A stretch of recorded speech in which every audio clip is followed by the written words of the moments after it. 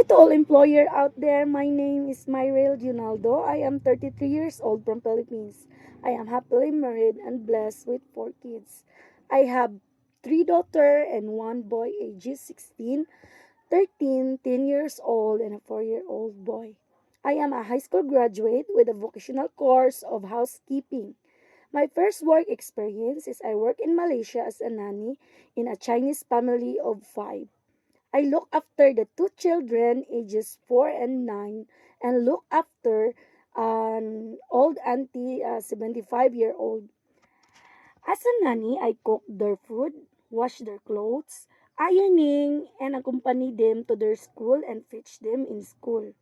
I also accompany them in their indoor and outdoor activity, teach them their homework and activities sometimes.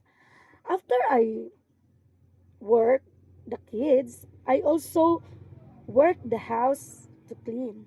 To my future employer, if you've given me a chance to work in your family, I promise to be a hardworking, understanding, and caring to your children as my and see as my own. Thank you and have a good day, ma'am and sir.